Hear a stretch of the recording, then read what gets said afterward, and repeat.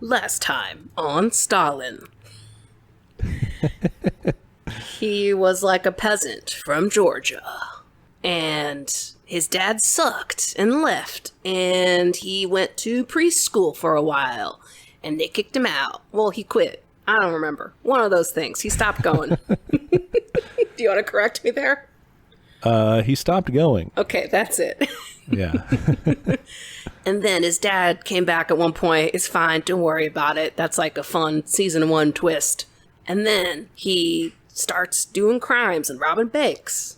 Then revolution. He's a key player.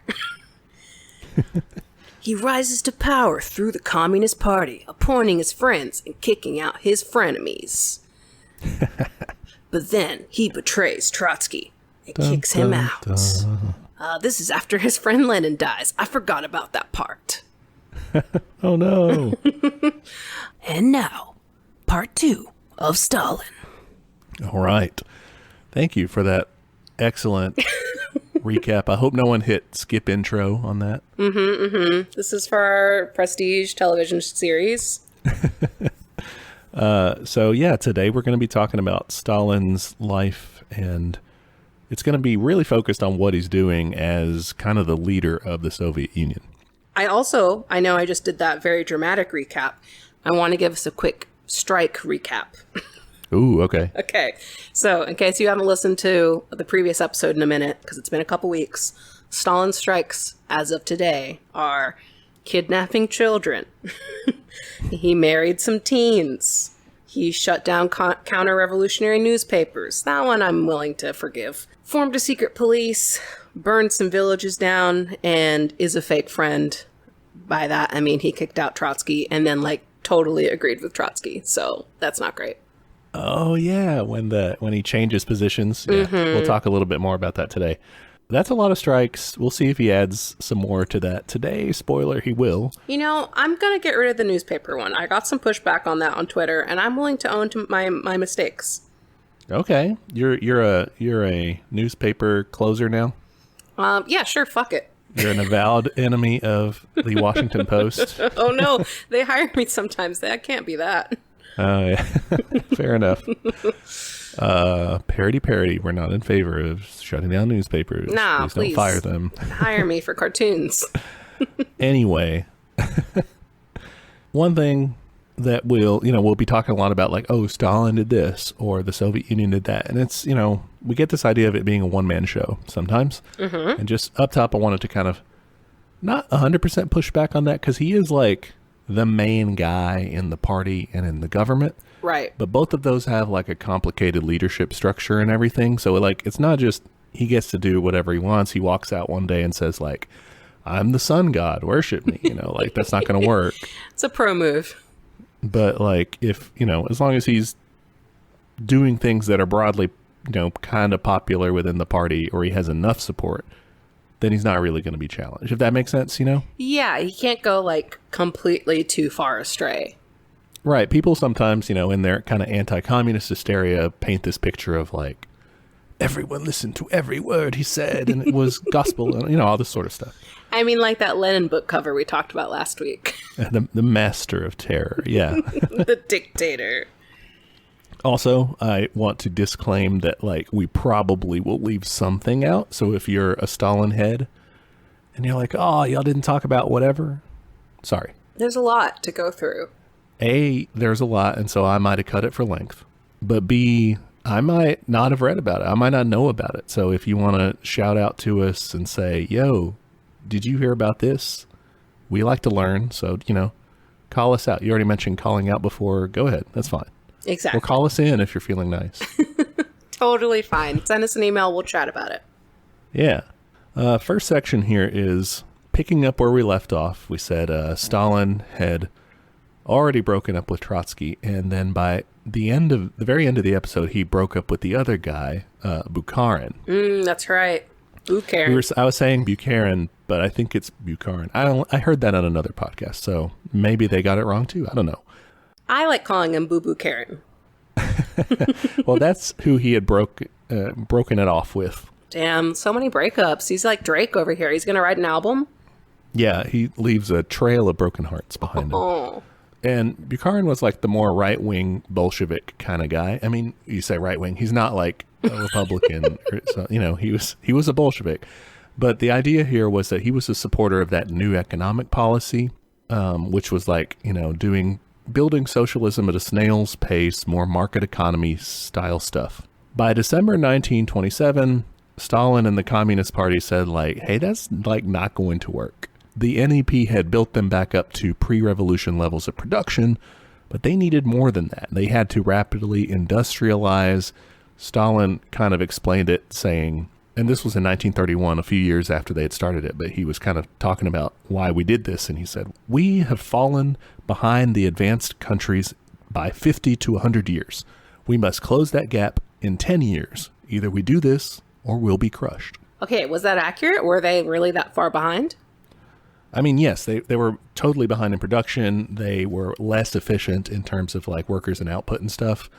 Yeah, they were way less mechanized, less industrialized than the capitalist powers, and then Germany, then the United States, then Britain, then France at that time. So, question. I feel like we're going to have to talk about Hitler in this episode. I feel like you can't talk about Stalin without talking about like World War II. That is a section. Okay. So 1931, when he says this about being behind, where was Hitler at that point? Like, do you think that was a concern of like, oh shit, there's definitely a war coming? Hitler was a concern. He was not in power. It's not till 1933, but they were on the rise, and fascism was clearly on the rise there. The fascists had already taken power in Italy, so it was definitely a thing. Okay. So do you think that maybe was like at the back of his mind of like, well, we probably should get ready for war too? Definitely. And you also got to think about like all the failed revolutions that they had already seen. Like that whole world revolution thing didn't seem to be panning out. So they're like not going to get helped, basically, is another part of it. Gotcha. Bukharin, he opposes this completely. All this industrializing and everything like super fast and using the state to do that. He's just so obnoxious about it. It gets him thrown out of the party. So that's why that whole thing happened. Okay, gotcha.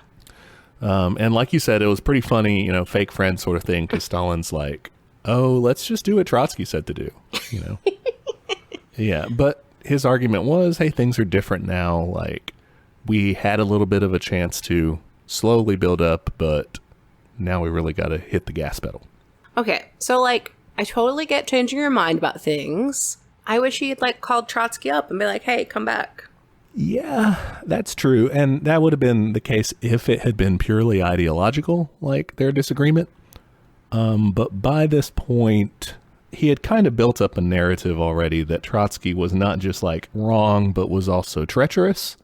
And that's only going to get worse, as we'll see going forward. There's going to be all sorts of plots and everything linked to Stalin, some linked to Trotsky, some of which he actually was doing. So. Yeah, I know a little bit about this, but okay, cool. Let's keep going.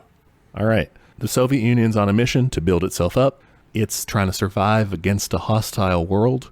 And there's actually like evidence out there that they would have, seen at the time that this really was a hostile world that was out to get them. One example is in May 1927, the UK broke off diplomatic relations with the Soviet Union, accusing them of espionage.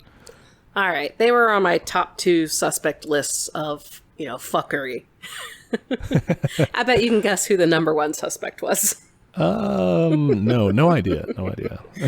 Oh. Obviously, the Soviet Union is fearful that maybe this is going to blow into war, and you might be thinking like, come on, you're going to go to war with a little thing like that. But like these guys had been invaded in their very early days in the Russian Civil War by like the rest of the capitalist countries, So they're very afraid of that. And they know that at that moment, they don't really have the capability of fighting this off.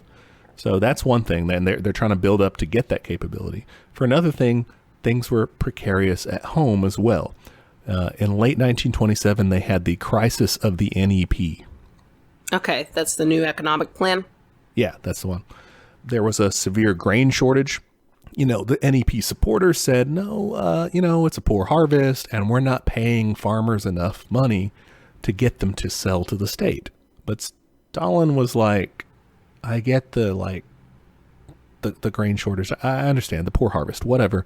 But why should we have to pay these people so much money to like feed our population?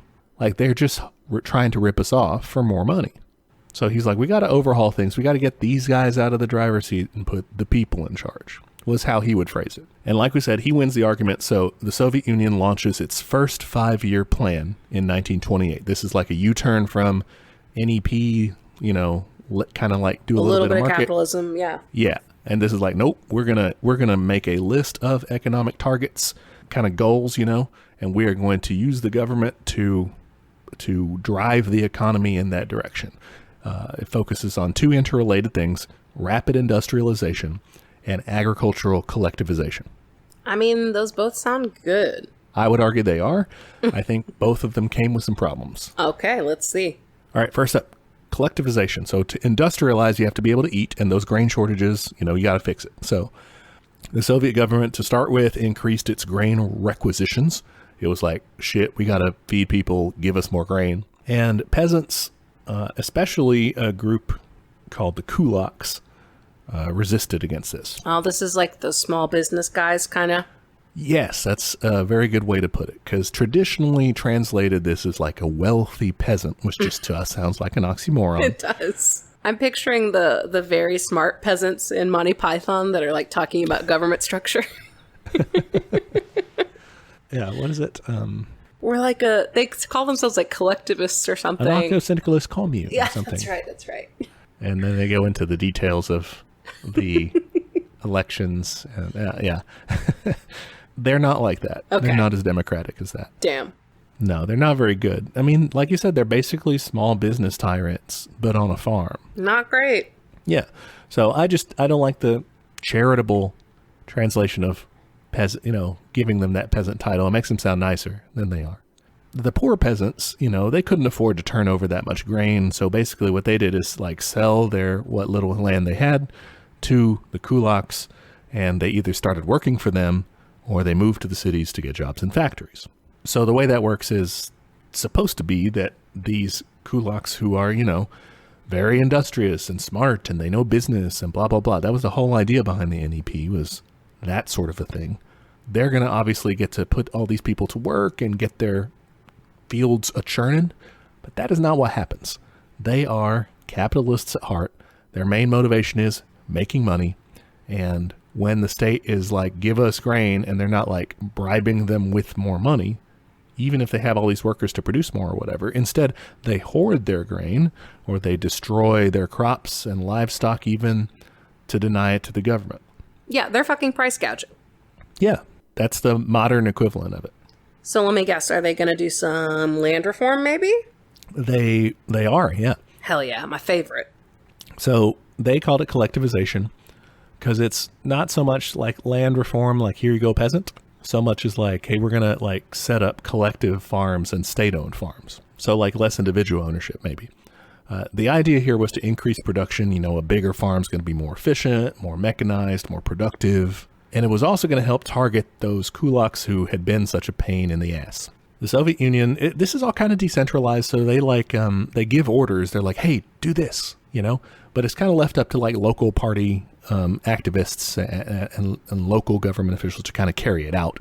The central government in Moscow, like really didn't have the power to influence policy everywhere in the, like they didn't directly control things. Think about their level of technology, you know.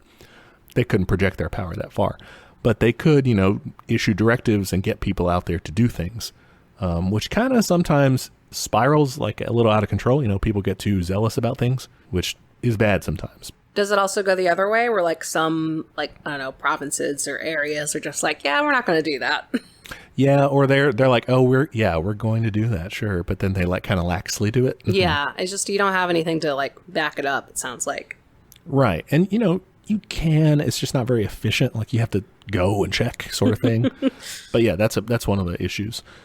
But anyway, they set up collective farms, basically a village, you know, they would pool all their land together and they would own it and then work it.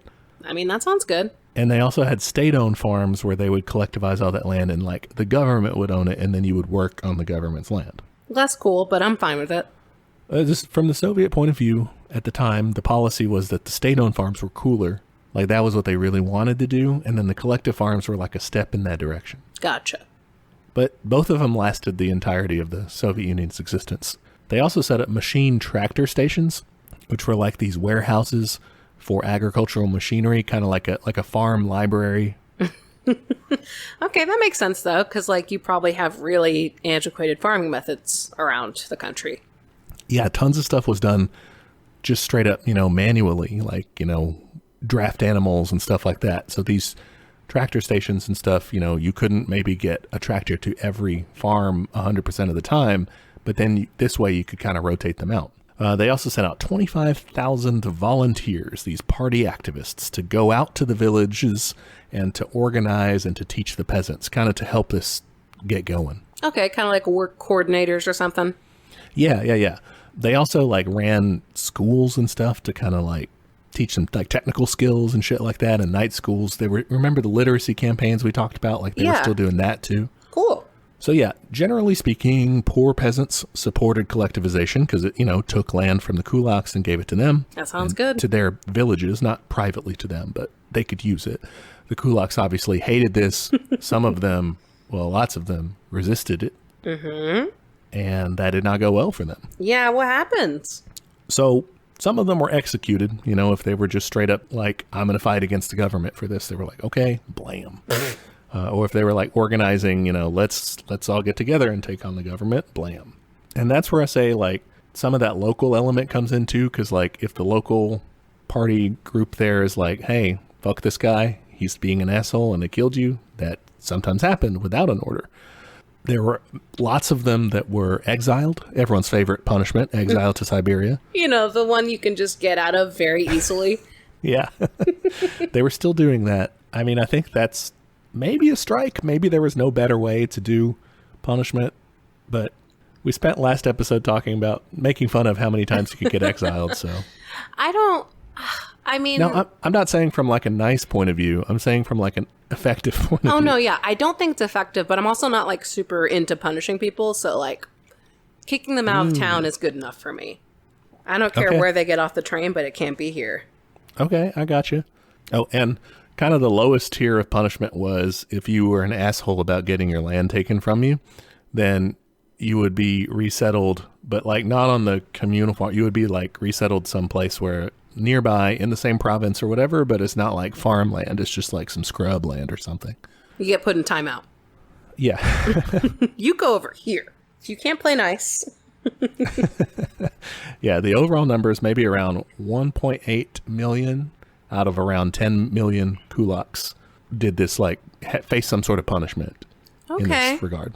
Okay, so what is that, like, almost 20%? So, 18%. Wow. Yeah. That's not bad.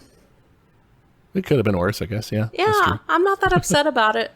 They were also, like, mean. They were they're landowners. jerks. Here's the thing, like, you could say, like, oh, they were, like, forced to give up their land, but it's like, they could have just said yes, Yeah, that's what it boils down to. Yeah, if you just said, like, yes, no one would have gotten killed. I'm just saying, like, and it's not like they're going to starve or something if they give up their farm. Like, you would just work on the farm. Like, yeah, no, it's a great story about the last emperor of China, in the Chinese Civil War, the communists come to power. They don't just, like, behead this dude. He's allowed to, like, live out his life. He converts to be like a communist or whatever, and he just lives a simple life like a regular person. It's like, meh. If you think about it, it's, if you want to put the shoe on the other foot, it's like, they would not have gotten that option if it were, like, reversed. Does that make sense? Yep. Yes. Yeah, they would have done much worse if it was like a fascist thing or something. Exactly. So collectivization, it was like voluntary, not like the kulaks. That's not voluntary, but the land taking wasn't voluntary, but like going to work on the collective farms was. Right. But again, being run at the local level, sometimes like the way they did those meetings at the villages was like, hey, we're having this meeting. We'll leave whenever everybody agrees that we're going to do this collectivization thing. They just bar the doors. Yeah, so it was kind of rough sometimes. Okay. But by 1936, 90% of Soviet agriculture was collectivized. This is a long-term kind of like cycle sort of thing, so it takes a while to realize the effects of that. By 1948, the Soviet Union eliminated once commonplace famines. Wow. In Tsarist times, you're like a bad harvest away from a famine every time. And the last one they had ended in 1948, so. Okay. So, and that was, they started this in what, 1931 or something?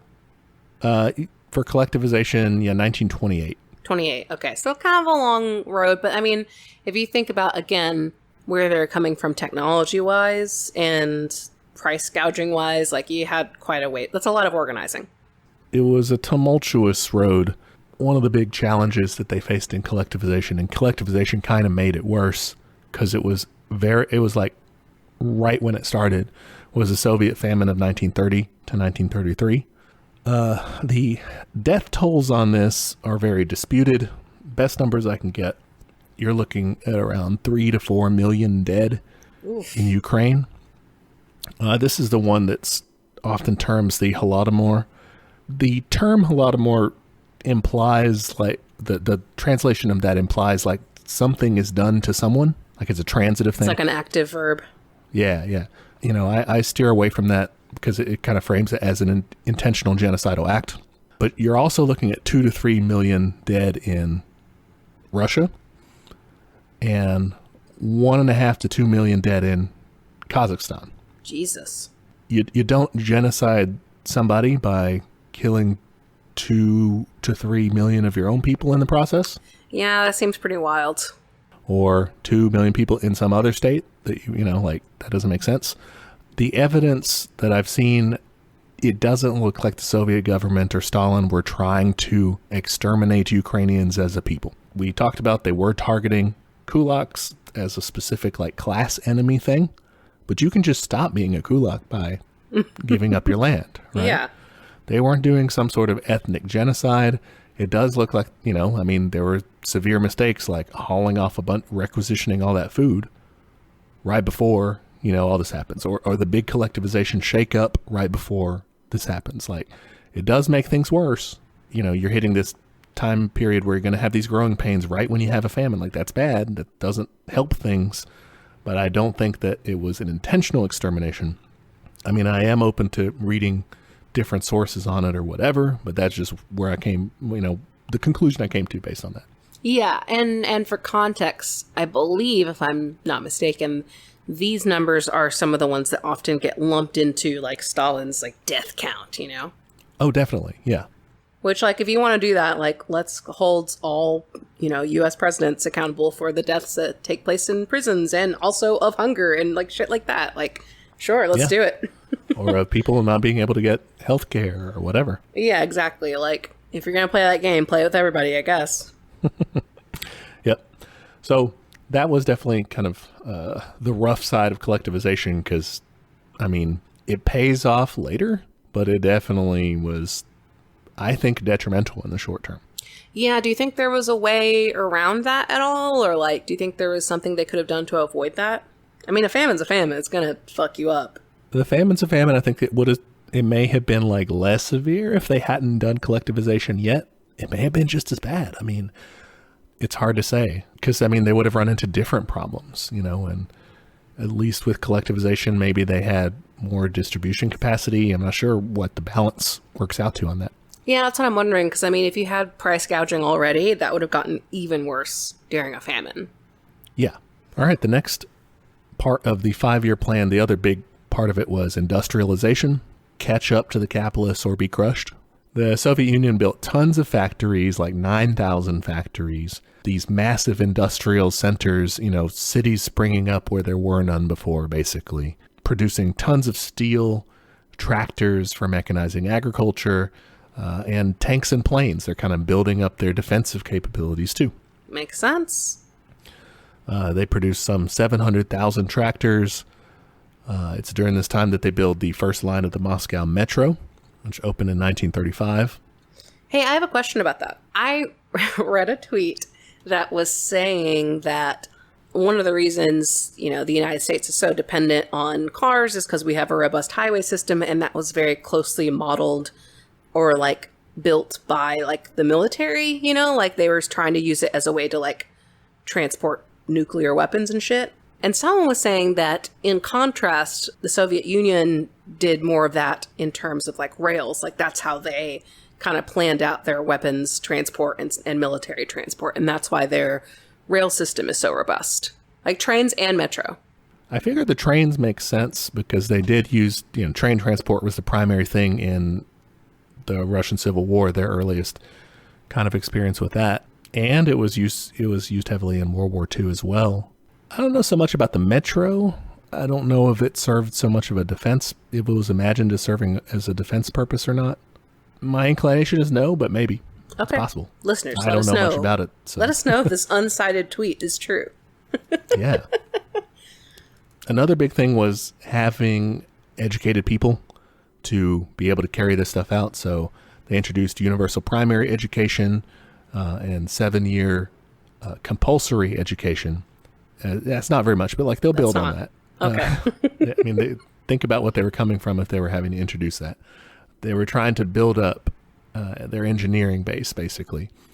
They also increased their higher and secondary technical education institutions by 4 times as many. So they multiplied that by 4. Tons more ways to get qualified to build shit. For sure. By the end of the second 5-year plan, which is in 1937, the Soviet Union was, what place do you think they were in terms of industrial output in the world? Ooh, I'm going to say 5th. Nope, they were in second place. Holy shit. Second to the U.S. Oh my God, dude.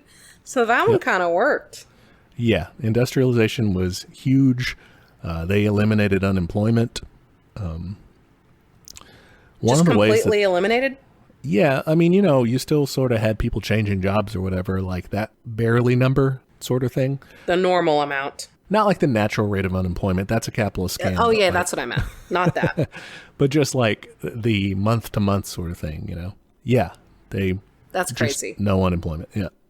They could do all this. Part of it was all that extra manpower coming from the countryside, the people we said they had to sell their lands and stuff. They were able to increase their industrial workforce, goes from 3 million to 6 million over the course of like 4 years. So lots of people moving from the countryside. One downside is that one big ingredient in the fuel of the workforce was prison labor. I mean, that's not something we're really for, No, that's not good. They were paid, and not as bad levels as we have where it's like, oh yeah, they're paid A like cent.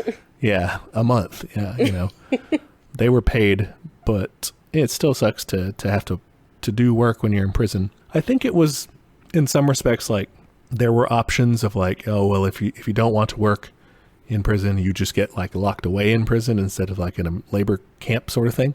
So I don't know if that's like good or bad because it's all bad. It still kind of sucks because you're in prison. But yeah, not a fan. You could also get imprisoned for being a wrecker or a saboteur or whatever. But this was not, oh, I blew up my factory. I mean that, but also... That would definitely do it.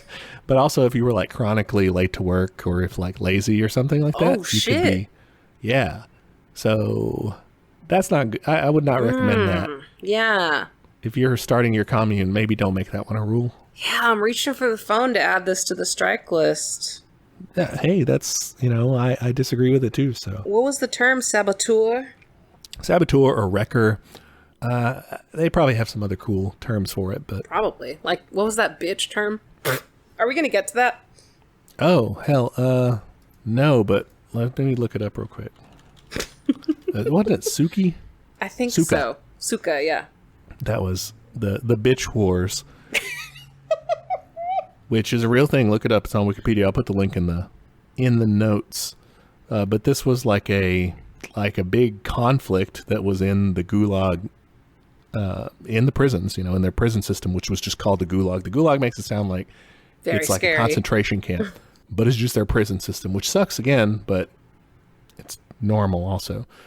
The term comes from like the Russian word suka, which just literally translates as bitch.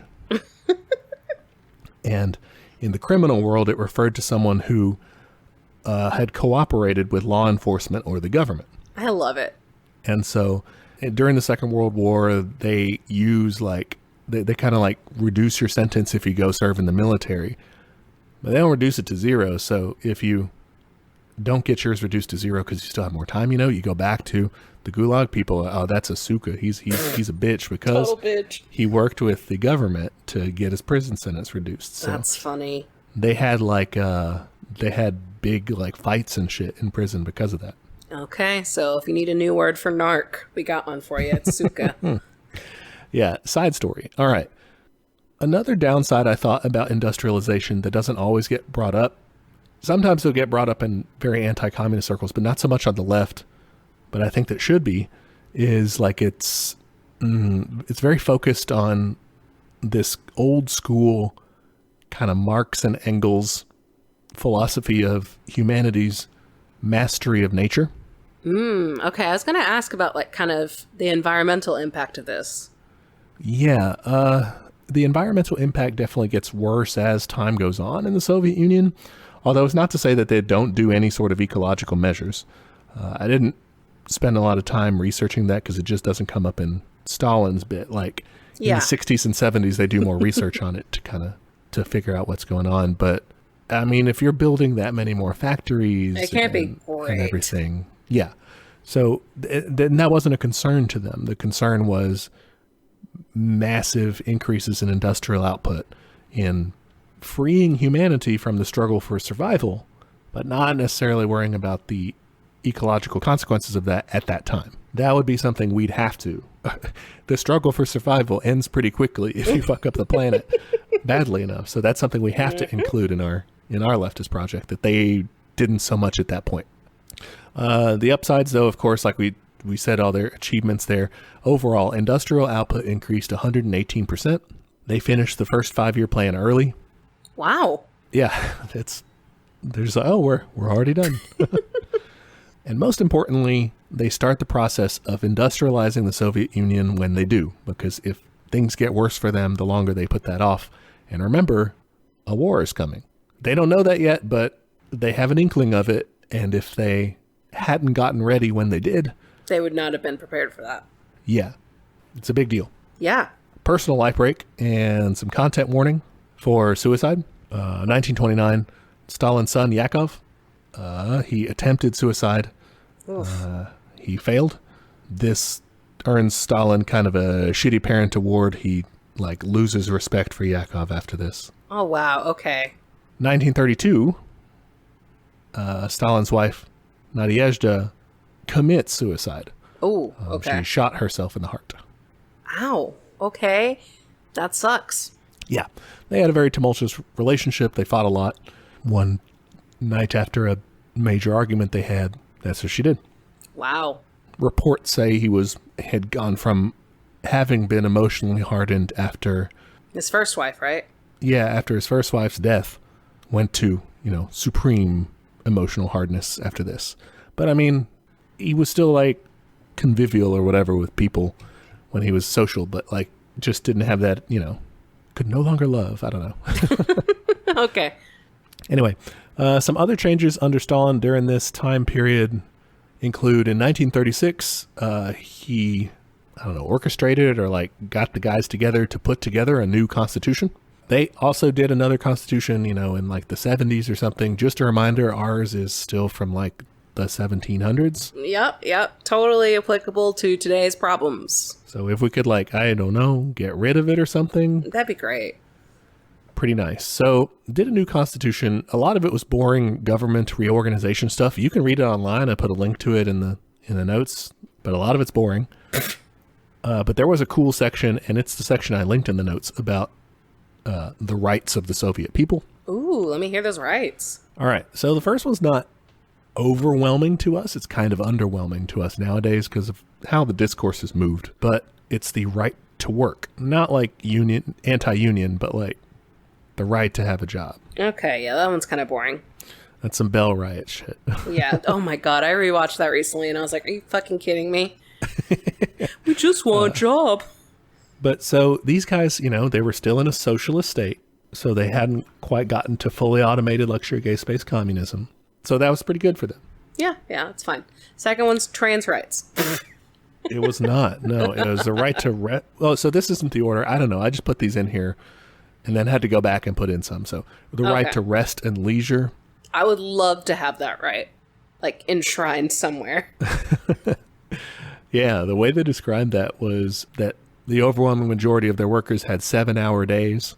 What? 7-hour days. So this obviously changes in different times. You know, when they're rapidly industrializing, there's something called the Stakhanovite movement, which is just like work as much as you can, you know, produce as much as you can. Gross. But you didn't have to do that. But yeah, they said that, yeah, the majority of their positions had, you know, it was 7-hour days and paid vacations. In the Constitution, it says paid vacations. Wow. Can you fucking imagine? Yeah, so when you agitate for paid vacations and stuff and your boss tells you that's some communist shit, they're right. That doesn't mean it's bad. But it's good, yeah. Yeah. The right to retirement and disability care, things like social insurance, free health care, the right to education. We talked about how they had been putting that into place, right? They also, Stalin did this thing where he introduced Russian language like as being a compulsory language in education alongside the native language. Okay, so it's kind of like you it. have to learn. Yeah, it's kind of like you have to learn English, but you can learn other things too. But they also instruct you in your native language too. Yeah, which isn't bad. That was part of like he was Georgian, so he didn't want to be like didn't want people to say like, oh, that's that Georgian. Like he doesn't even believe in Russian language. Like he wanted to be kind of more Russian than them. Yeah. So I can see why he was motivated to do that. It kind of makes sense too from like the idea of rapidly industrializing. Like you're going to want everyone to be on the same page language wise if you're trying to like coordinate such a large project. Yeah, that makes sense. Kind of a lingua franca sort of thing. Mm-hmm. Like we mentioned before, they continued their literacy campaign, the Likhbez, built tons of schools, newspapers, libraries. In 1926, you're looking at 51% of people over 10 were literate. The gender breakdown of that is 66.5% of males and 37.2% of females. That was brought up to 90.8% of men and 72.5% of women by 1939. So massive gains there. For sure.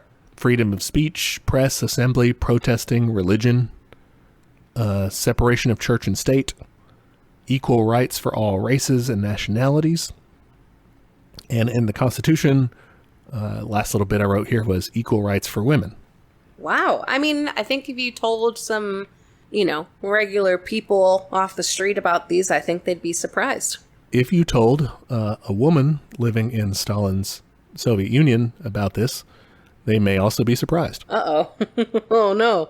So on women's rights, we're going to have to break out the strike. Oh, shit. Strike document for this. Stalin was not good. Yeah, this is when he starts, like, going after groups. Okay.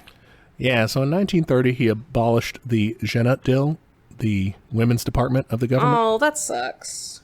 He didn't do like the aircraft carrier with the mission accomplished sign behind him or whatever. For you younger listeners, that's when George W. Bush said that during the War on Terror. Yeah, Google mission accomplished banner. You'll find it. Yeah. In the middle of still doing that. That's the idea here, is that the mission was not accomplished, but Stalin was just like, we did it. Okay, cool. In 1936, the Central Committee pulled a modern-day U.S. Supreme Court and outlawed abortions. Okay, that's on the strike list for sure. They did include an exception in case of health threats to the mother. Well, I mean, more than we're fucking doing in some states. Yeah. The stated reason was, I mean, at least they were sort of open with this, as they said, we want to increase the population. Okay. They also cited health concerns, I suppose, that they thought that their abortion system was not. But we've already talked about that that's basically bullshit. And they found out that was bullshit because their mortality rates increased. So. That's kind of what happens. Stalin also made it harder to get a divorce. You remember when we did the episode on the, what was that? On the What Was Life Like in the Soviet Union one? Yes. Where we talked about the postcard divorces. No more of that shit. Oh, the one where you could just break up by mail? Yeah. Oh man, okay. I'm gonna say more difficult divorces. So I'm typing all these up. These are these are not good. We also know when the divorce when it's harder to get divorced, like, more violence against women happens, like, women are more economically held back, like... Not good. You know, like, when people are like, oh, people used to stay married, it's like, yeah, women couldn't have a credit card till, like, the 70s, so, like, no shit they stayed married. Yeah, you're talking about shackling someone, like, reducing people's freedom, you know? Yeah, Again, I'm the freedom guy, so... Freedom guy. So those are all bad. Those are bad, yeah. During Stalin's time, though, they did increase benefits to mothers, maternity leave, more childcare services, more family allowances. He also, during his time, the percentage of Communist Party membership that were women went up from a dismal 5%. Holy shit. To 21%. Still Total not great, but sausage fest. Yeah. He was like, oh, man, where are all the ladies? I can't get a date around here. Come on. I mean, you know, still below what it should have been. But Yeah, but improving. yeah, I'm sure they weren't flocking to the party because of his stance on abortion. Fuck yeah, I love this guy. I bet the literacy thing did help too. Yeah. He was also bad on gay rights. Okay, yeah. They didn't have, I don't know how to say this. They didn't have gay rights? No, I mean, they didn't have, like, rights. You know, they would have called them, like, gay rights. They wouldn't have said, like, trans issues or anything. Like, I haven't read anything on that at all. But they just said LGBT, you know, rights or what, LGBTQ rights. Okay, yeah. I mean, I'm going to guess they probably had some people who, like, you know, dressed like a different gender, that kind of stuff. Yeah, I'm not trying to say, like, they didn't have people like that. I just mean but in terms they never of, like, wrote you know, any laws or anything in that regard. Gotcha. Yeah, there's no defense on this one. The motivation is really fucked up. So we said before that homosexuality was decriminalized in 1917 in the revolution. And this is basically because they accidentally threw it out the window when they threw out the whole old Tsarist law book. They were just like, none of that. And then they made their own laws, but they didn't make any law about gay rights or anything. So it just it wasn't a thing. It wasn't that they were all progressive on it. Now, somewhat they were. There were some Bolsheviks who were progressive on the issue. There were, like, high officials who were openly gay. But there were plenty of party leaders and things who were just bad on this subject.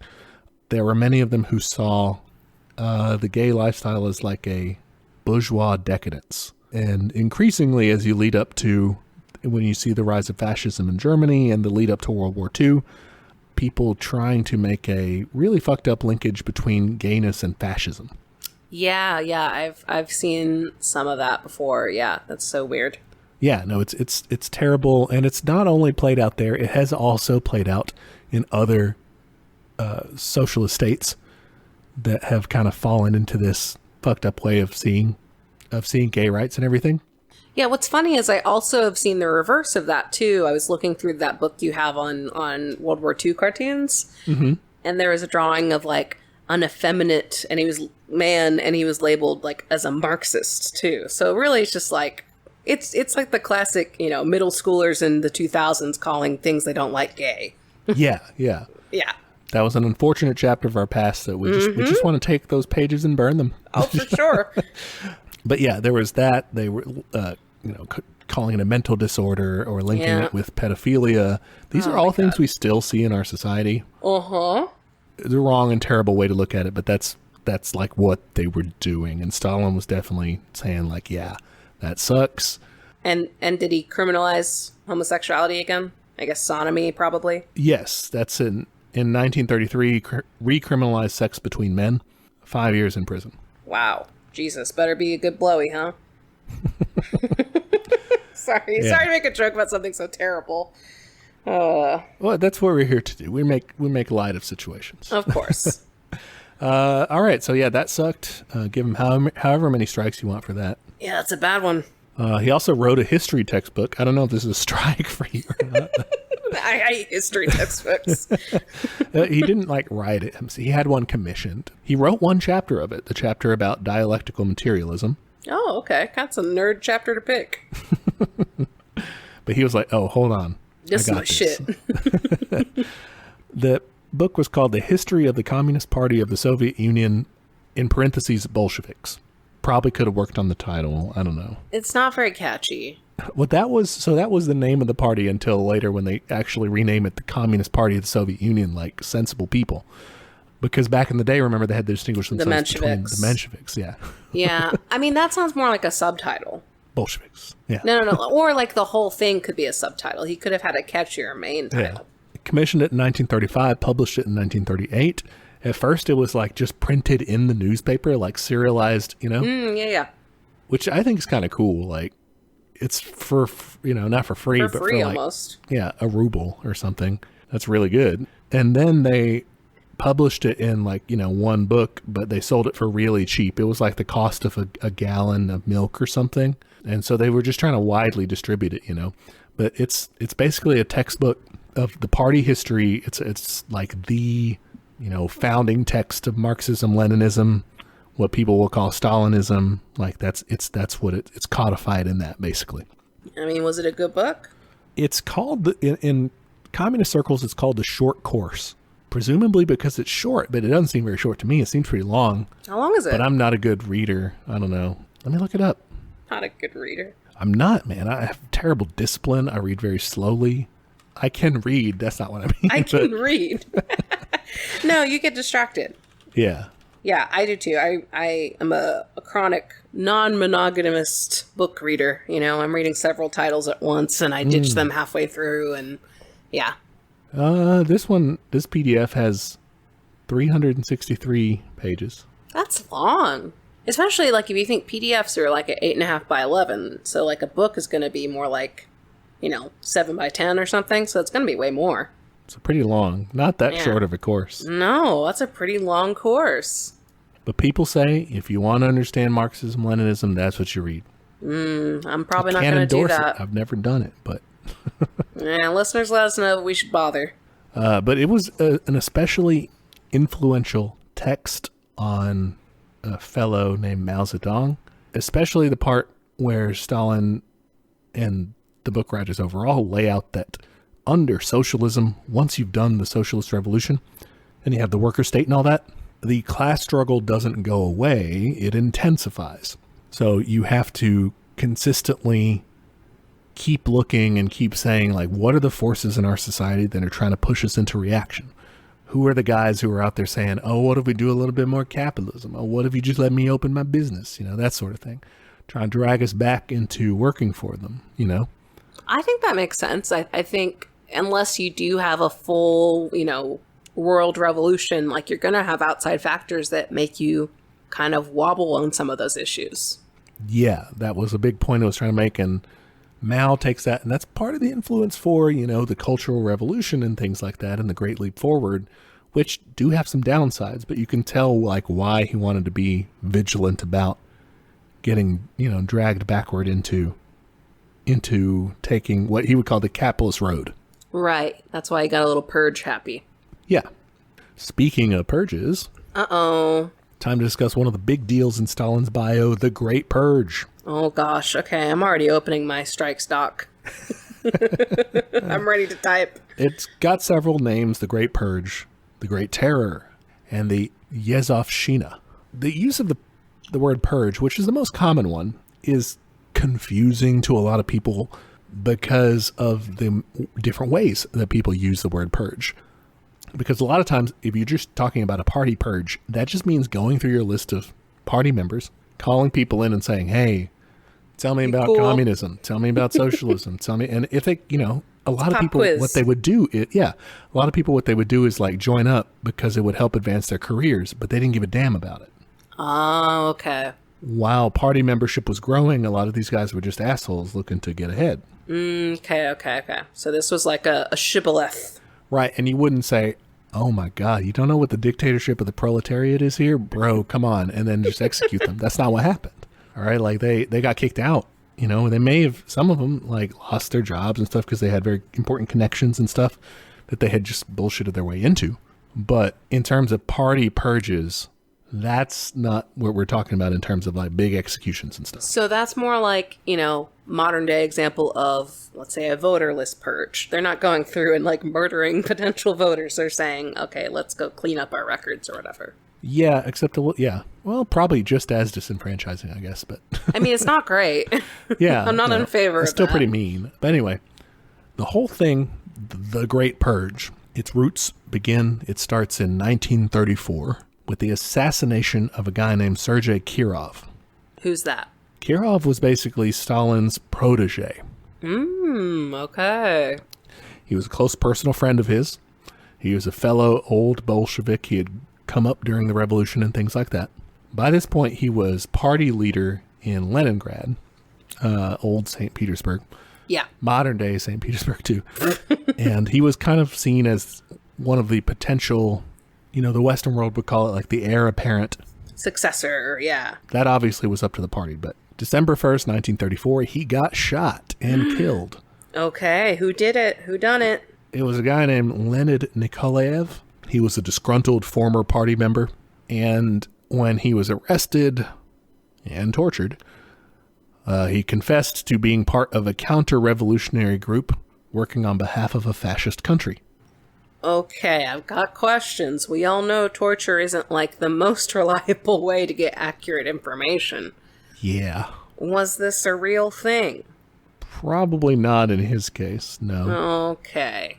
There are people who claim that Kirov was assassinated on Stalin's own orders.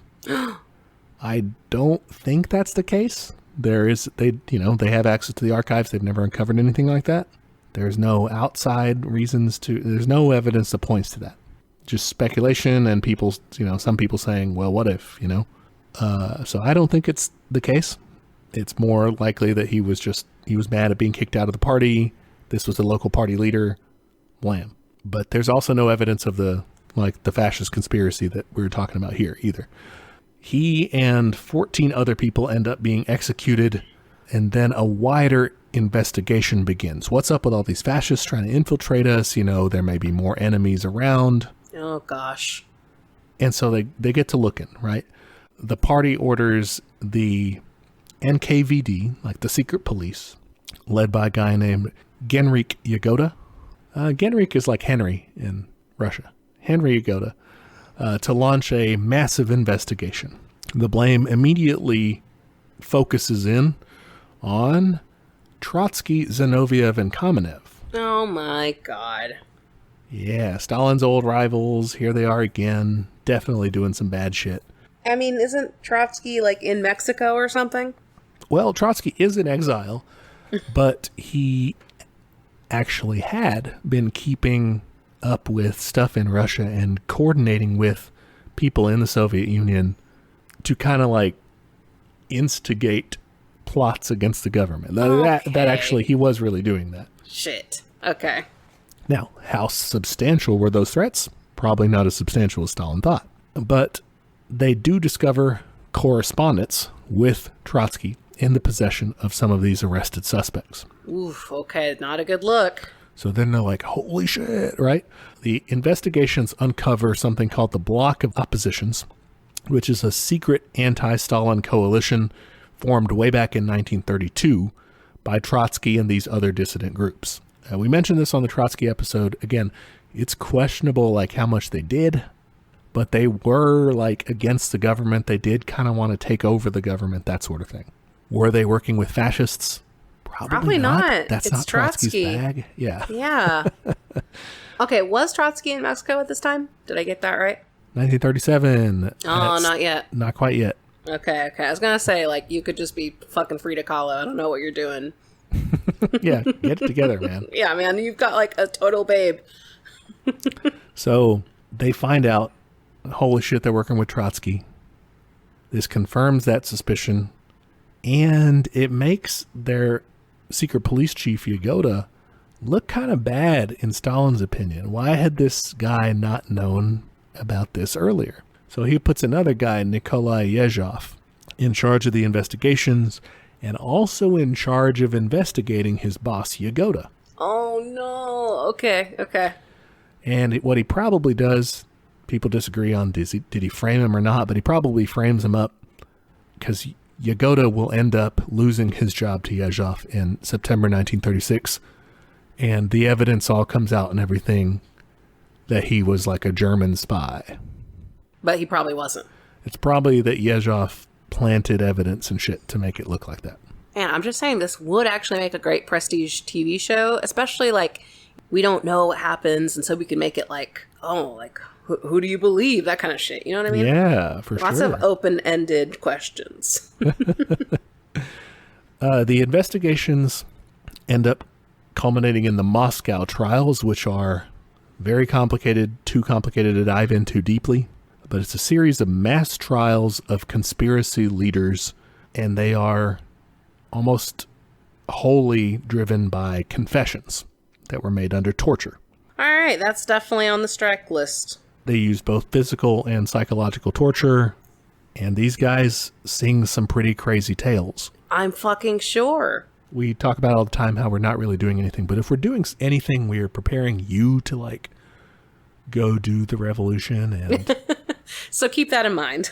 yeah, and like you're going to build your future, you know, our future communist project and everything. Like, really, guys, don't torture. Don't do it, guys. It's Don't just torture never to get worth it. information. Definitely. Like, it's not useful.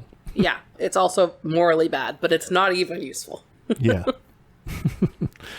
So the first of the Moscow trials, the trial of the 16, was in August 1936. And they come up with crazy names for each of them. Do you care about the names? They're kind of cool. Yes. So, yes, I do. So this one's also called the Case of the Trotskyite Zinoviite Terrorist Center. This sounds like a Hercule Poirot case. Yeah, a little darker than that, though. Yeah, I don't think he was fucking around at that So the point. trial of the 1616 defendants, they were accused of conspiring to kill Kirov and Stalin. This trial included Zinoviev and Kamenev, Oh no, Lemon Boy. and they were all executed. Oh, R.I.P. Lemon Boy. Yep. He confessed to, you know, crimes against the Soviet Union and all this and got executed. That guy was like an OG. Yeah, that's the thing. Those guys were there from the beginning. Damn. And that's one of the crazy things. One of the few things that does ring kind of true in Animal Farm is, remember they had the part where it's like, oh, and then the animals started They all confessing to confessed. crazy shit. Yeah. Like, that part was actually like shocking to people. And it's like, holy shit, like, I stand whoever, you know, and here they are telling me that they've always been working for the Germans or what have you. Again, they were tortured, so they were all just making shit up. Yeah, they would be fed a line and they would say, yes, yeah, I was doing that. Please stop, you know. Or some of them were saying, please kind of get you to promise that you're not going to go after my family, whatever. Okay. This is how they got this. The next one, the case of the Anti-Soviet Trotskyist Center. This was in January 1937. 17 defendants accused of plotting with Trotsky, who was supposedly working with Nazi Germany. Okay. Probably was not doing that. Probably not. Wasn't he Jewish? Yeah, no, he was. Yeah, that's true. Okay, yeah, probably not. No, he was almost certainly not. You can. No. I'm willing to read the evidence because I know there are hardline communists who will say, no, he was. I'm willing to take that. That's what I call a heaven bet, you know? Like when you get to heaven, you get to see what really happened. I'm willing to take that bet. That did not happen. I have so many of those. That's all I'm going to be doing. Just watching the Yep. real History Channel in heaven. Yep. Most of these guys were executed. 4 of them were sent to the Gulag. Next, you have, in June 1937, this one is actually a secret trial. So the other ones were public, and they really wanted to get those confessions out there and show everybody. This one was a secret trial because it was of senior Red Army officers. It was a case of the Trotskyist anti-Soviet military organization. This included Marshal Mikhail Tukaevsky, who was like a top Red Army guy, and lots of other Red Army officers. It was a culmination of a series of Red Army purges of former Trotsky supporters or old Tsarist officers, anybody who had been on the wrong side of things before, boom. That sucks. I hate these. They were accused of creating a right-wing Trotskyist military conspiracy which I don't know how you can be a right-wing Trotskyist, but whatever. Not really his bag, but okay. I mean, again, he was kicked out of the party for being too left, but sure. Yeah, and for spying for Nazi Germany. Yeah, clearly. They were all executed. That one was really, they were all bad, but this one was bad in terms of the effect it had on the Red Army. This is 1937.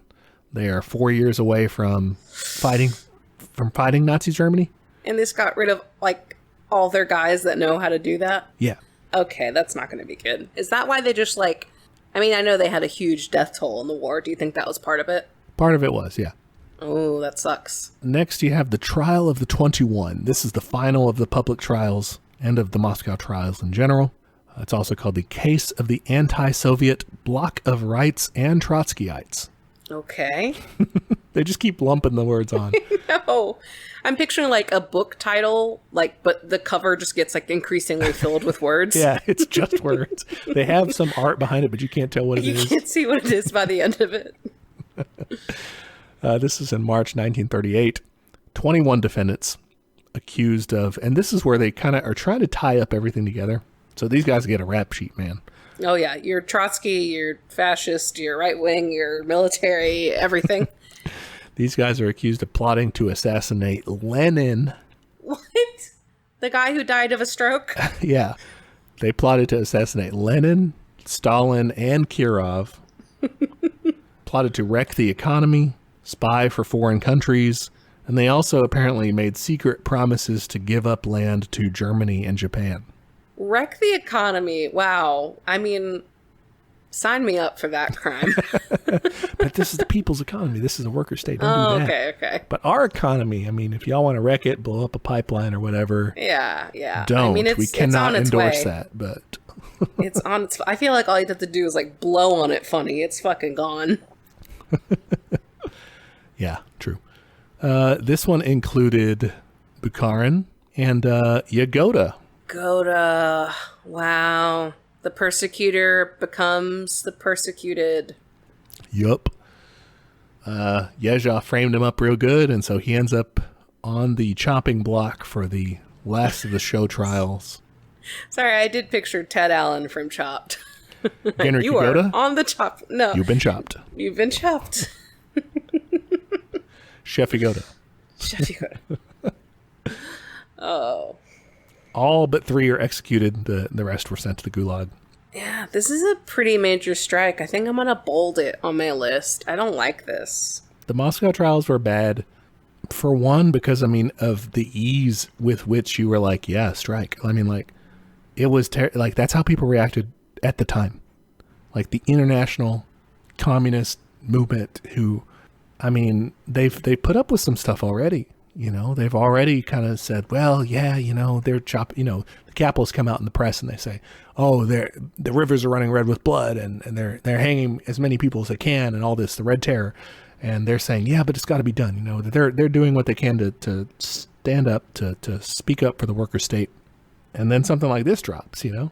Yeah. And I will say, like, you mentioned Animal Farm earlier. I think one thing that was missing was the context of torture and you know, threats against your family and stuff like that. Because in that story, it was like, why the fuck are they doing this? You know, they're just like, it looked like mindlessly confessing to stuff, like almost in a weird hysteria. Yeah, that they were just convinced that they did it.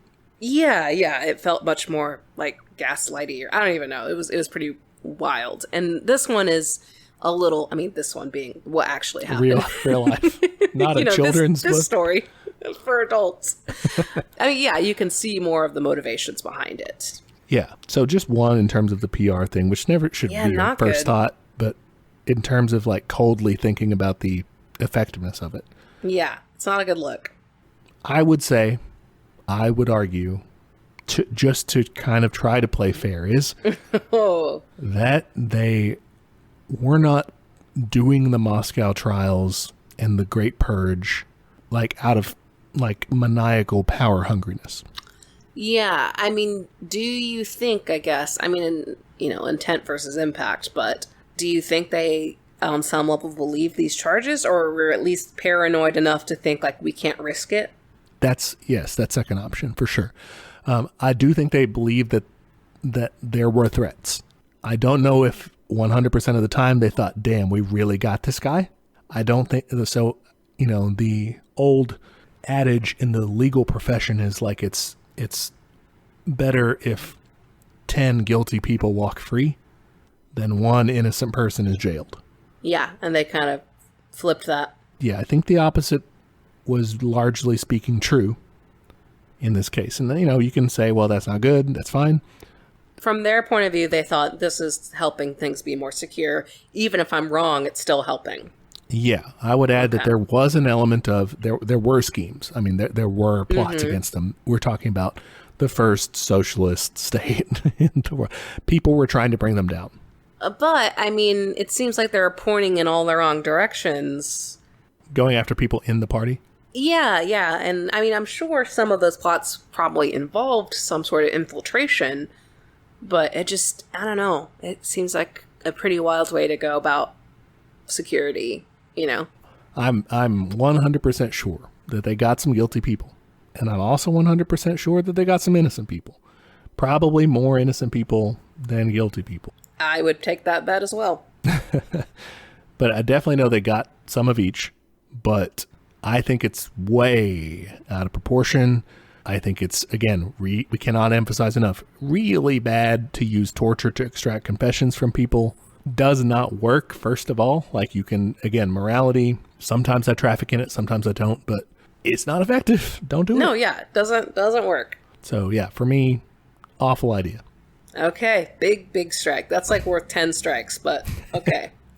Maybe he does something super cool after that, and then he says trans rights. All right. I'm going to go ahead and let you down easy. He's never going to say trans rights. I'm just joking. Be hilarious, though. There was a missing, a file folder got stuck together in the Soviet archives. They're like, did you guys know? Yeah. All right. July 1937, the NKVD, still under Yezhov, starts something called mass operations. They arrest and execute entire groups of people. Okay, that's bad. That's also going on the list. Mass operations? Yeah. First up were the anti-Soviet elements. So this includes ex-kulaks who had been exiled. They're exiled, though. What are you trying to... Are they, doing shit? Well, let's lump it all together. Those guys, former Tsarist officials, former White Army officers, the clergy, former members of non-Bolshevik parties like the Socialist Revolutionaries or the Mensheviks or what have you, and just regular people who had committed crimes. Like burglars, Burglars. These were the guys who were targeted in this one. So there were mass arrests, around 600,000 arrested, and mass executions, around 380,000 executed. That sucks. Okay, what's the time gap here, I guess, between, I'm thinking in between revolution and when this happened? Well, 20 years? 20 years, yeah. So you're going to get, killed for, a job you had 20 years ago? What if you, legit had changed your mind? Yeah, no, I mean, you're right. That's really bad. They would say, how can you be sure? I don't know. Oh That's not the best defense, but that's the best defense they had, probably. It's really not. But what if, Okay. That's one of the things I put in my notes is maybe some of these guys were still bad, but maybe they weren't, Yeah. They could have left. Jesus. Okay. Yeah. So this is just a pure law and order crackdown. Not a fan. Yeah. Pretty shitty.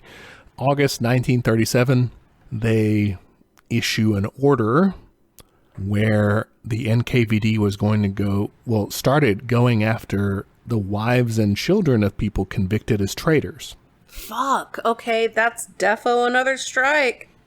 They said, send those guys to the gulag. Okay, fuck that. The justification was that this would encourage people not to be traitors, so that wouldn't okay. Happen. Great. Because we know that works too, deterrent. Yeah, everyone thinks they're going to get caught, so they make sure that they don't do crimes so that they don't have to... That's why our crime rate is so non-existent. Yeah. I mean, if you look at the severity of crimes and the level of capital punishment that states do, it directly correlates with how just peaceful they are. On Reddit, you would see a /s there. Yes. Then you have something called the national operations. Okay. You sound like you already don't like this. I mean, operations so far have not led to good things. Yeah, Yezhov, gonna go ahead and add him to the quote-unquote friends of the show section. Him and Ronnie Reagan. I mean, Reagan doesn't have as big of a body count as this guy, I don't think. But still. I don't know. Are we counting the AIDS crisis? True. The national operations round up specific nationalities. Okay, this one, come on, guys. It starts against Germans. And so it's motivated by security concerns. They say that people from certain nationalities, so, think about the American rationality for like internment camps and shit, Yep. It's that sort of thing of like, oh, they may have split loyalties, or they may have secret, connections or what have you. That sort of thing. Yeah, that's a bad one. Starts with Germans, and then it goes to Polish people. And then lots of groups, Greek, Latvian, Korean, Estonian, Finnish, mass arrests, and mass executions. This ends up killing around 247,000 people. Jesus, okay. So we're looking at 1938 now. The purge has killed around 680,000 people and arrested more than 1 million people. It's so widespread that it's hurting the economy. Yeah, I was going to say population-wise. I mean, I don't know their population at the time, but like that seems like a big portion to be killed or imprisoned. Yeah, and the Red Army decimated pretty much everything across the board. Stalin is like, he's going to meetings and shit. And finally, he said to me, he's like, wait, what? What are our numbers? What the fuck? What's happening? You did this. Yeah. That was you. He orders the purge to be wound down, and Yezhov ends up basically taking the fall for it. He gets demoted. He's made like people's commissar for water supply or something like that. And a very monstrous fellow, Lavrenti Beria, replaces him. Beria was the guy from The Death of Stalin. If you recall him, he was short, very round, kind of looked like the Penguin, sort of. I don't know. Okay. That's in late 1938. And Beria, eases up on the purge, just like, hits the brakes. Mass releases from the gulag. The government even admits to excesses. Sorry, guys. It got a little out of hand with the executions. My bad. Well, no, they don't say my bad so much as saying Yezhov's bad. Okay, yeah. This guy's bad. The Soviet histories refer to it as the Yezhovshchina. Yezhov himself is arrested in 1939 and tortured. And under torture, he confesses that all along he was a German spy. Of course. He was a wrecker. He embezzled. He was gay, which the record showed they may have actually been gay. But, okay. The pro-gay community does not claim him. Yeah, no, he's not one of ours. He was executed in 1940. And then we're kind of left to say, well, okay, was this actually all Yezhov's fault? Yezhov, Stalin, where does the blame lie?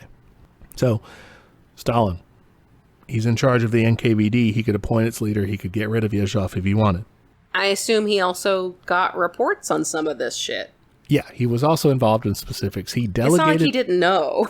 Yeah. Like, he delegated a lot to Yezhov. Yezhov had a wide reign, but, like, he still personally signed off on kill lists of some 40,000 people. That's not great. Directly, That's not many in the overall totals, as we just showed, but it's still a lot. And he's still signing off on the orders that specify those national operations. Yeah, he still said generally, hey, that's totally cool to go round up women and children. So each one of them, yeah. Yezhov would come and say, hey, this is the national operation against the Germans. And, the Germans, they have connections to Nazi sympathizers and whatnot, and their reactionary elements, and we're going to go round up those guys. And he'd be like, yeah, sure. And then he'd repeat with all the other ones. And then this was in conjunction with the previous order that he had signed that was like, go after the wives and children of them if they are convicted as traitors. So, like, that's all. Like, you got to know what you're doing, man. Yeah, that was all approved. Yeah, you can say to make an omelet, you got to break a few eggs or whatever. All right. This is just shell. You've served me some shells. Say that and you own it, but I think it's... And there is the possibility Yezhov misled him as well. Yeah. Of like, oh, I definitely have evidence that these guys are Nazis. And it's like, yeah then definitely kill them. Yeah, there's that aspect too. I don't want to deny that. I mean, cops do this. They like kind of pad their stories, pad their numbers. Like that's a thing you do. Is like you search for evidence where there might not be any. Yeah, and you're trying to impress by being the tough guy on crime or whatever. And it is clear that Stalin eventually figures out that like, whoa, this is too much, and calls it off. But like, it doesn't. I don't know. To me, it doesn't wash his hands clean of it. Like they do answer to you. And I think it's very telling that he only does it when it's like, oh shit, like our economy's suffering. Like it's not, oh shit, I killed all these people. It's like, oh no, consequences. Yeah. I think it's important to kind of look at it in those terms instead of saying like the kind of liberal argument of like ends and means in the abstract sense. What do you mean by that? Because, I mean, I don't know. I would say Stalin and the Soviet Union were doing the purge in response to threats to their socialist project, real, and then kind of what they extrapolated past that. I would say that maybe some sort of brutal ruthlessness, some sort of action is necessary to fight against a fascist and counter-revolutionary threat, but probably not to this extent, Definitely not to this extent, I would say. I think it was like a self-perpetuating cycle of once you start saying like, okay, we're going to torture people for information, you're going to get bad information, and then you just build off that bad information with successive rounds of torture. Like they never had, I feel like, a solid intelligence, it seems like, that they were acting on. And even like the fucking, what was his name? Jurov? The top cop? Top cop. Oh, Yezhov? Yezhov, sorry. Even that guy, like, he got his job by framing another guy. So, like, it's all a very, like, misinformation-fueled system. That's actually why I said maybe. Maybe he framed his former employer because he told his captors that when they tortured him. Exactly. So that's the problem with all of this is you just don't actually know. So we have no idea. Like, all of this information that they're working off of is just fucking completely made up, or maybe not. We don't know. Yeah. Lessons. Don't torture. Don't torture, guys. You'll lead to a big old purge. Don't go after the wives and the children. Definitely don't do that. Even if like, someone's a traitor, don't do that. Don't round up ethnic groups. I can't believe I'm having to say this, guys. But we're trying to teach you communism. That's not how you do it. Yeah. All right. Overall, the purge, 20 strikes. I don't know. However many strikes you want to give. Now, I mean, like, again, like I said, they definitely got some guilty people, but just they went too far. Oh, for sure. And that's where we're going to make our more strident listeners upset. The ones that are maybe have the epithet of tanky hurled at you. It's that, I mean, like, there are online communities and stuff that will say, like, Stalin didn't go far enough in the purges.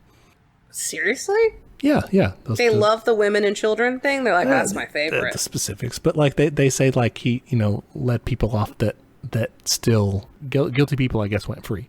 I mean, maybe, but, like, I don't know. That just seems really, like, at what fucking cost? Yeah, that's what I run into is, effectiveness. But, yeah, morality as well it's not good. All right. Great purges. Everyone's favorite. Super fun. But now it's done. Let's do a little foreign policy. 1924, the Soviet Union shifted from the early foreign policy of like world revolution, let's export this stuff, to saying, okay, actually, no, we're going to defend what we've got. Yeah, makes sense. Socialism in one country, we're the base of the future world revolution. It's still somewhat internationalist in the sense that like we do want to do this in the future, but like we're looking out for ourselves first.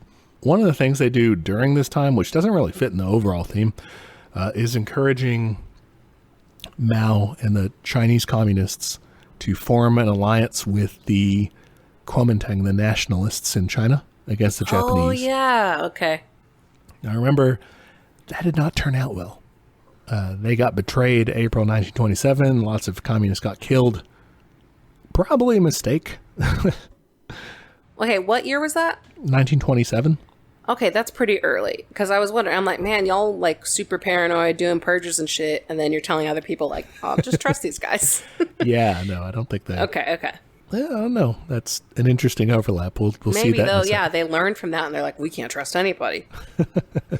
So in 1928, they shift to something called the third period. And these periods are like people looking back and... Yeah, they didn't say now we're in the third period, guys.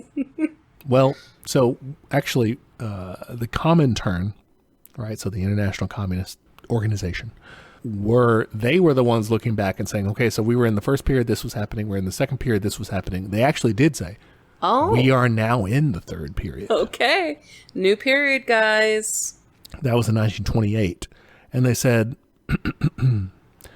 capitalism was entering its final collapse. Oh, honey. I really wish. That would have been real fucking cool. Can you imagine? What could our lives have been? Beautiful.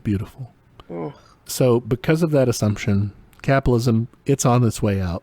The focus shifted to the threat of, instead of, right-wing or whatever people, we're going to focus on the threat of non-Marxist socialists and social democrats.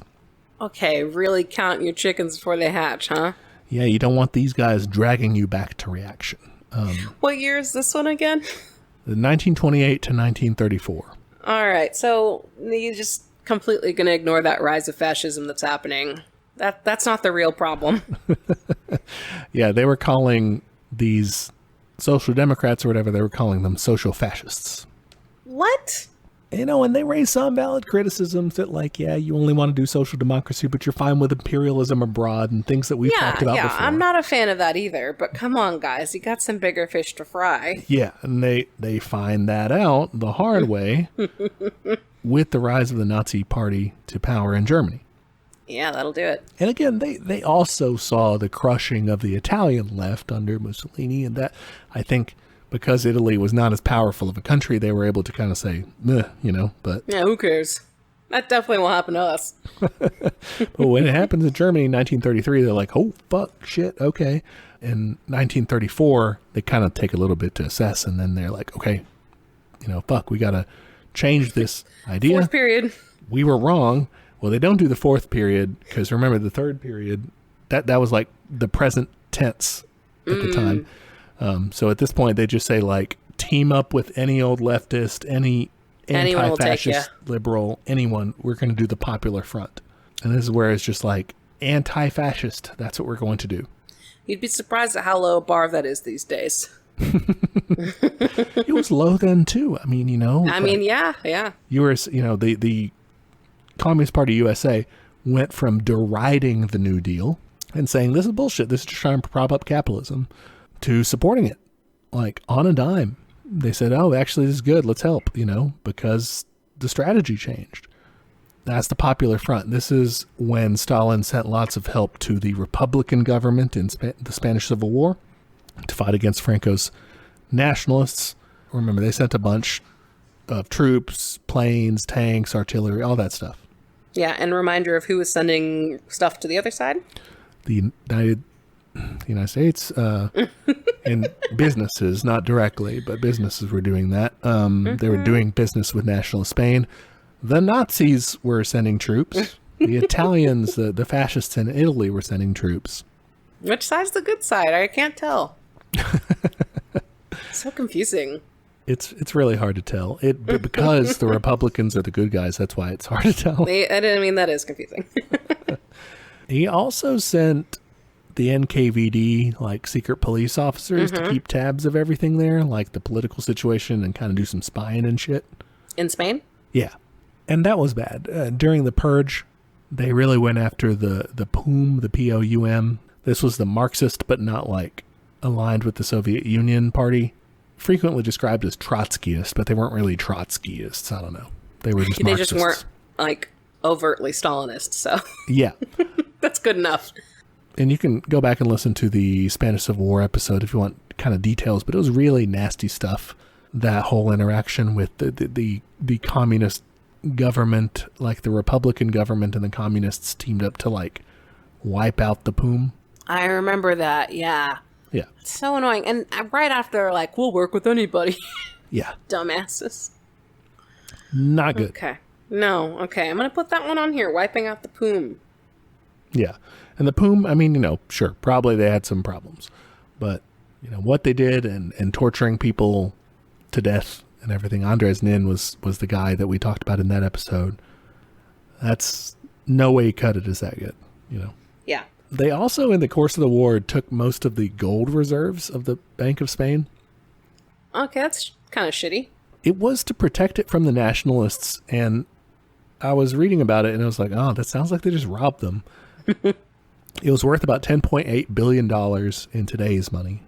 But what they did, they actually, didn't take much of it. So they did take some of it, which is kind of annoying because you have the Soviet Union, basically playing banker because they're taking some of it as, commission fees and shit like that, which is stupid. That is stupid. But they, sold or, transferred most of it into money that the Republic could use to do the war effort. So, that was good, kind of. Just the little bit about, putting on a little banker visor is annoying. Yeah, that is annoying. Don't do that. But the right wing tries to sometimes say, look at the communists. They stole all the gold. I mean, you want to talk about stolen art? Well, spoiler, they don't.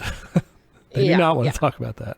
Yeah. I mean, I saw a really great tweet the other day that was separate the art from the artist, and then the British Museum. Okay. That's our business model. That's all we do. Turns out this episode went kind of long. Tune in next time for the thrilling conclusion of Stalin. Hey there, comrades. Just jumping in to remind you of all of our social media. We are on Twitter at teachcommunism, Instagram at teachmecommunism. You can shoot us an email. That's teachmecommunism@gmail.com. Any of those places are good to send us an episode suggestion or a question, anything you think would be useful feedback for us, or just your admiration.